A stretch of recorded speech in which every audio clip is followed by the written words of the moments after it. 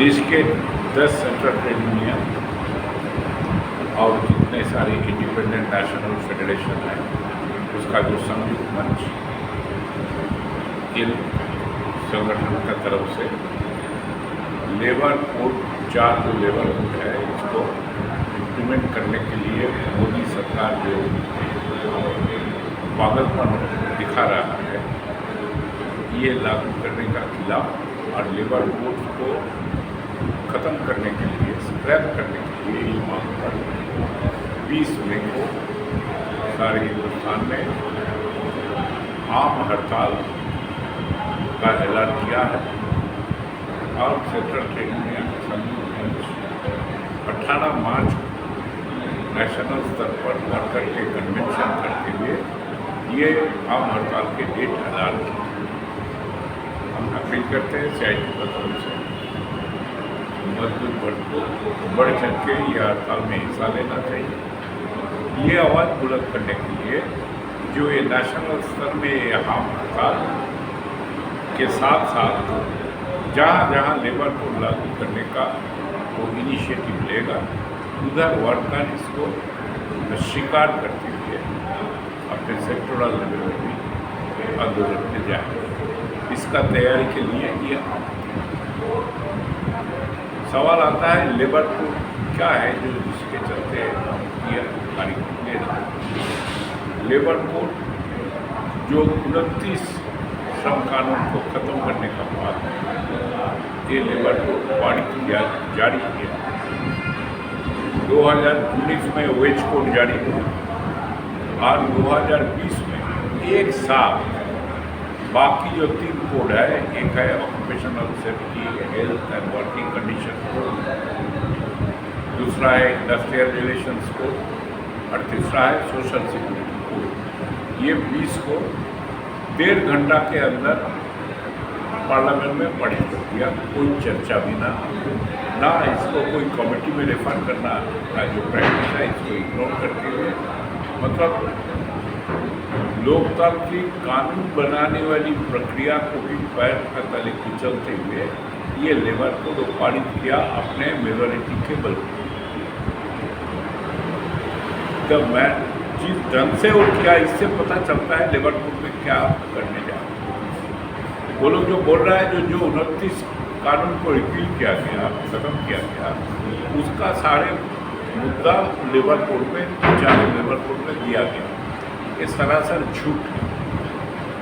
वो 29 श्रम कानून में जो मजदूर वर्ग के अधिकार के मुद्दे पर है सवाल, मजदूर वर्ग के प्रोटेक्शन के जो हक रक्षा करने के लिए जो प्रोविजंस है इन द लेबर पुराना लेबर लॉ में जो खत्म किया गया, मोस्ट ऑफ द इश्यूज ये ख़त्म कर दिया, डाइल्यूट बंद कर दिया, नहीं तो डाइल्यूट कर दिया और ऐसा प्रावधान को नए लेबर कोड में डाला उसी 29 कानून के जगह में जिसके चलते ये लेबर कोड आज का जो रूप में आया ये फाइनल नहीं है।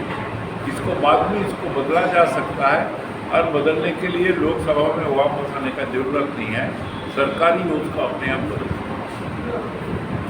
कुल मिला के कानून बनाने वाली प्रक्रिया को, लोकतांत्रिक प्रक्रिया को सरासर एक टोटली कुचल दिया है ये नए लेबर कोड में और इसी में वो खतरा पैदा होता है जो लेबर कोड मजबूर करके काम के जगह में जो अधिकार है उसका जो प्रोटेक्शन के प्रावधान है ये सबको ख़त्म करते हुए आम मजदूर वर्ग जो देश के लिए संपदा पैदा करते हुए देश के अर्थनीति को चालू रखता है उसको ऊपर बंधुआपन थोपने का एक साजिश के पीछे। और ये अगर मजदूर वर्ग के ऊपर कर पाएगा तो ये मान के चलिए देश के आम जनता के जो लोकतांत्रिक अधिकार उसका ऊपर ही हमला और तेज हो जाएगा। दुनिया के इतिहास ये बताते हैं जहाँ न लोकतंत्र को खत्म करने के लिए कुचलने के लिए राजनीतिक कदम उठाया गया, दुनिया के इतिहास हर देशों में जब फैसिबाद का उत्थान हुआ उस समय भी देखा गया सबका पहले ट्रेड यूनियन के ऊपर हमला हुआ, मजदूर वर्ग के ऊपर हमला हुआ। उसको गैर कानूनी घोषित किया गया, उसका ऊपर टोटल लोकतांत्रिक व्यवस्था को खत्म कर दिया। मोदी सरकार वही डिजाइन में चल रहा है और उसी दिशा में आगे बढ़ने के लिए लेबर कोड बना है। लेकिन जो भी उसको इरादा था 4-5 साल तक वो इसको लागू नहीं, इसका भी ऐसे नहीं है। देश के मजदूर आंदोलन सक्रिय था, लगातार बहुत सारे प्रोग्राम, एजिटेशन, हड़ताल, जिसमें कॉमन मांग था जो लेबर कोड को स्क्रैप, ये मांग ये और ट्रेड यूनियन वर्कर के संगठित होने का अधिकार को खत्म करने का दिशा में जा रहा है, जो काम के जगह में एनर्जी पैदा करेगा। ये नहीं है जो लेबर का नुकसान होगा, उसको तो होगा ही होगा, काम के जगह में भी एक एनर्जी पैदा करेगा जो अल्टीमेटली देश के लिए भी हानिकारक है। ये समझदारी लेके मजदूर वर्ग इसको खिलाफत कर और ये लेके वो कोशिश किया, लेकिन 5 साल तक अभी तक उसको लागू करने नहीं दिए, संघर्ष करते हुए इसको रोक दें। अभी तीसरा दफे जीत के आने का बाद वो डिस्परेट हो गया इसको लागू। कारण भी एक है, जो पूंजीवाद के जो ढांचागत संकट है वो इतना तीखा हो गया है, जो करना चाहते हैं पूरा देश का संपदा को मुट्ठी भर कॉर्पोरेट को हाथ में लुटाना चाहते हैं, संकट का जरिए उसका जो नुकसान हुआ उसको मूलधन भरपाई करने के लिए, और वो कर भी रहा है। इसी दिशा में अगर वर्कर विरोध करेगा तो जनता भी विरोध में उतर के आएगी। ये संभावना को खत्म करना चाहते हैं, इसीलिए वो डेस्परेट हो गया लेबर को जारी। अपने जो मास्टर्स है जिसने पैसा दिया, खिलाया पिलाया और वोट में जीतने के लिए मदद किया था, इसको सेवा करने के लिए ये डेस्परेट बन गया, अभी लेबर को जारी। तीसरे दफे सरकार में आने का बाद तो पहला ऐलान किया जो उसका पहला काम है जो लेबर को लागू करना, और बाकी सारे मुद्दा भी होना। इसमें ये भी है जो भारतीय न्याय संहिता को चालू करना, ये सारे उसका पहला ऐलान में आ गया और उसी दिशा में वो आगे बढ़ा। इसी दिशा में यही समझ किया देश के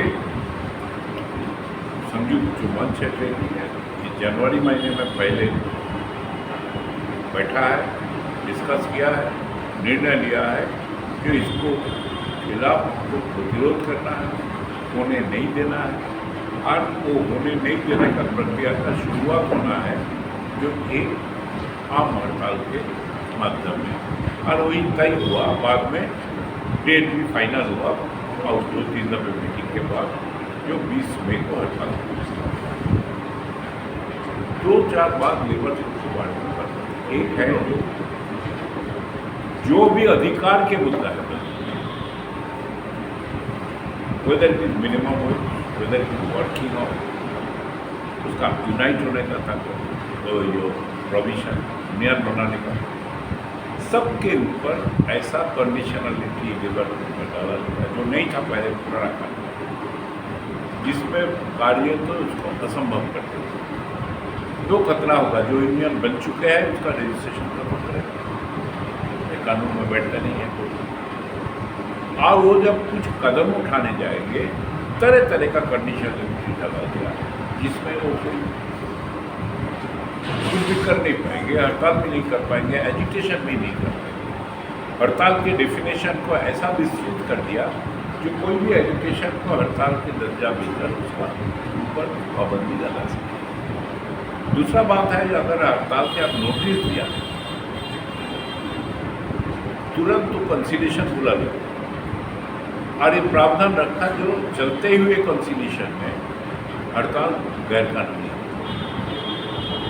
तो मान लो जो हम नोटिस दिया है वो 5 दिन आगे कंसिलेशन बुला दिया हड़ताल, कंसिलेशन में वो कंक्लूड नहीं किया, दूसरा डेट कंसिलेशन का रखा हड़ताल के बाद, इसका मतलब है आप हड़ताल कर नहीं सकते कानूनी ढंग। ये सारे प्रावधान उसका अंदर है। अब तीसरा और एक फीचर है वो बड़ा डेंजरस है, वो है जो भी प्रावधान है से आपका 8 घंटा का काम है नहीं, ये है प्रोविजन जबरदस्त, पहले भी था ये भी है, लेकिन उसको साथ साथ और एक लाइन डालती है जो अप्रोप्रिएट गवर्नमेंट अगर चाहे तो इसको बदल सकती है,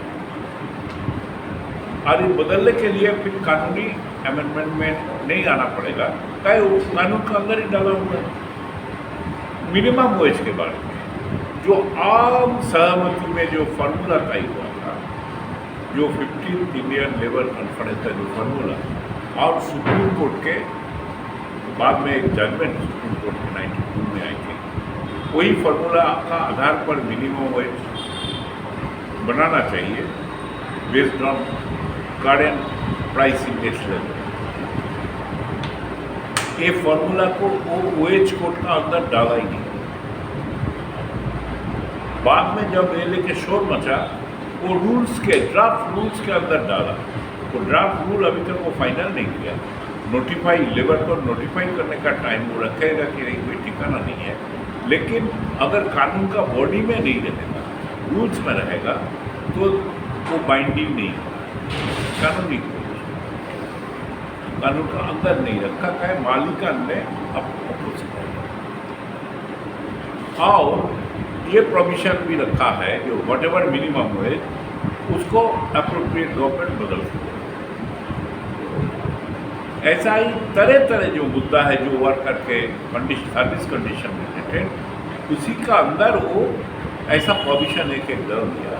तो इसका मतलब है लेबर कोड में सारे अधिकार को कटते हुए जो भी बचाएगा कुछ ना कुछ तो होगा, उसको भी वो बदलने का ओपन एंडेड अधिकार सरकार अपने हाथ में ले लिया, जिसमें कानून का मतलब ही खत्म हो। ये प्रक्रिया है जो प्रैक्टिस वो लेबर कोड के बारे में एक्सपेरिमेंट किया पहले, अभी दूसरे बहुत सारे कोड में बहुत सारे दूसरा जो लॉ आ रहा है, जैसा railway amendment, banking law amendment, इसी में भी ये प्रोविजन होता है। जो एक कानून बना उसको बाद उसको बदल भी सकता है, you need not come back to the parliament. इसका मतलब है कानून बनाने वाली जो लोकतांत्रिक प्रक्रिया इसको धजिया हो। अब बोल रहा है एक बंधुआपन को सामूहिक रूप से लोकतंत्र को खत्म करके तानाशाही का वातावरण बनाने के लिए पूंजीपतियों को सेवा करने का ओनली मंजिल लेके जो कर रहा है, इसको अगर नहीं रोका जाएगा तो हम लोकतंत्र के ऊपर हमला भी हम संभालेंगे। ये जो दायर है, इसीलिए चारों बिल जो ऐसा कंडीशन डाला गया, जैसे मान लो यूनियन का मान्यता और बरगेन करने का अधिकार, वो प्रोविजन रखा है जो 20% मिनिमम सपोर्ट बेस होना चाहिए, that two of the regular worker of the establishment, तभी उसका मान्यता मिलेगा, उसको डिस्कस करने का, वो नेगोशिएट करने का अधिकार मिलेगा। हमारे देश में in view of the multiplicity of the union 20% is to high education.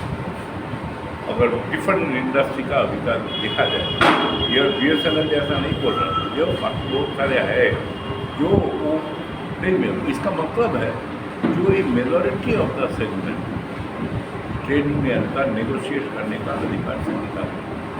लोकतांत्रिक प्रक्रिया ऐसा होना चाहिए था जो एक मिनिमम लेवल रखते हुए, पहले था 10%, कुछ जगह में central government and other area 7% base रहते बॉटम लाइन, बाकी यूनियनों को प्रोपोर्शनेट ढंग से इसमें तो पूरा प्रक्रिया बहुत लोकतांत्रिक होता है। लेकिन वो व्यवस्था भी वो खत्म करने का दिशा में ये जो इंडस्ट्रियल रिलेशन कोर्ट में डाला है, ऐसा बहुत सारे हानिकारक दिखता है। ये 4 लेबर कोड का इतना बड़ा विवरण देना मैंने छोटे समय का अंदर, लेकिन ये लेके हम डिटेल लिटरेचर बनाया, डिटेल रिपोर्ट नोट से जा रहा है चारों तरफ, ये देख के पता चल जाएगा क्या। तीसरा एक और बात है जिसको आपको ध्यान में रखना चाहिए, जो लेबर को लागू करने का सांसद वो लागू करने का जो कोशिश कर रहा है, इसको साथ साथ जो कुछ अलग सा प्रक्रिया शुरू कर दिया, उसमें सरकार के जो गंदी इरादा है उसको उजागर कर। देखो, जो जो वर्किंग का एक्शंस को काम करने के लिए अल्टीमेटली क्रिमिनलाइज करने, जो क्रिमिनल ऑफेंस का दर्जा देते हुए लेबर कोड के साथ कोई संपर्क नहीं है, भारतीय न्याय संहिता का धारा लगा के नॉन अवेलेबल अरेस्ट करके यूनियन लीडरों को जेल में भरने का प्रक्रिया शुरू हो। ये लोकतंत्र को खत्म करने का एक प्लान थ्रू एडमिनिस्ट्रेटिव डिसीजन ये लोग कर रहा है। हम लोग को सब समय पता भी नहीं चल रहा है, ये हमारे नज़र में लाया गया बोल के हम बोल रहे हैं। ये फीचर शुरू हो गया। बहुत सारी इंडस्ट्री में आप मेमोरेंडम देने के जा रहे हो, खास करके प्राइवेट सेक्टर में। प्राइवेट मैनेजमेंट क्या करता है, मेमोरेंडम ले लिया लेकिन पुलिस में कंप्लेंट किया, जो बहुत चिल्ला किया हमारे को। पुलिस जाके यूनियन डॉक्टर में जाके बोलता आप क्या किया, ये कंप्लेंट कर रहा है। मतलब एक आतंक का वातावरण बना रहा है। सो दैट यू कैन बोल बोला सकता है जो एक सप्लीमेंट्री मेजर जो लेबर कोड को लागू करने के लिए जा रहा है। तो इसीलिए लेबर कोड को सिर्फ लेबर के अधिकार का मुद्दे के साथ जोड़ के देखना नहीं है। ये एक